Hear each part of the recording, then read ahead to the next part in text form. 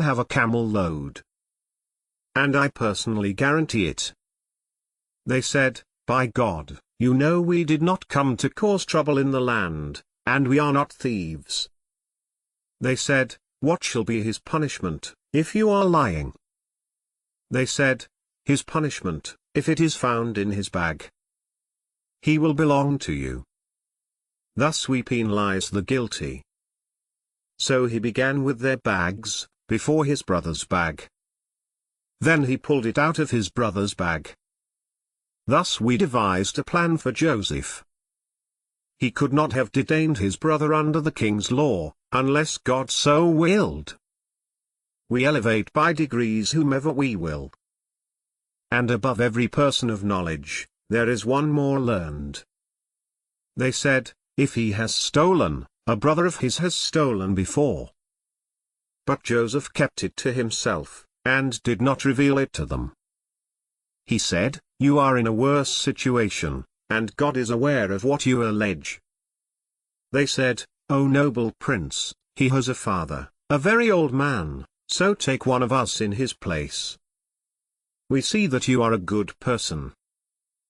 He said, God forbid that we should arrest anyone except him in whose possession we found our property. For then we would be unjust. And when they despaired of him, they conferred privately. Their eldest said, don't you know that your father received a pledge from you before God, and in the past you failed with regard to Joseph? I will not leave this land until my father permits me, or God decides for me. For he is the best of deciders. Go back to your father, and say, our father, your son has stolen. We testify only to what we know, and we could not have prevented the unforeseen. Ask the town where we were, and the caravan in which we came. We are being truthful. He said, rather, your souls have contrived something for you. Patience is a virtue. Perhaps God will bring them all back to me. He is the knowing, the wise. Then he turned away from them, and said, O my bitterness for Joseph. And his eyes turned white from sorrow, and he became depressed. They said, by God, you will not stop remembering Joseph, until you have ruined your health, or you have passed away. He said, I only complain of my grief and sorrow to God, and I know from God what you do not know. O my sons, go and inquire about Joseph and his brother, and do not despair of God's comfort. None despairs of God's comfort except the disbelieving people.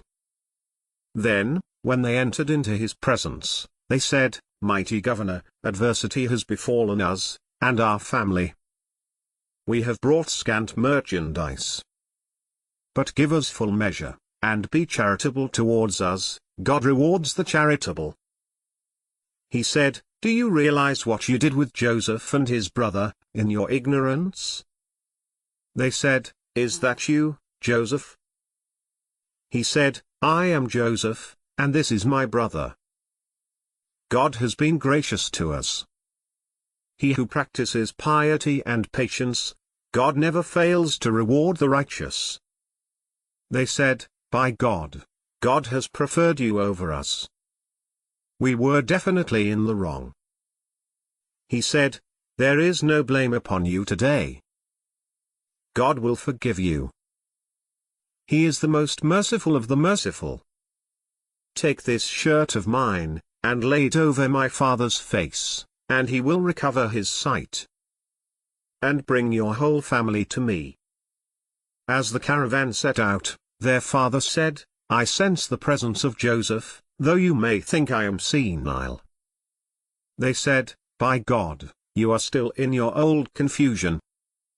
Then, when the bearer of good news arrived, he laid it over his face, and he regained his sight.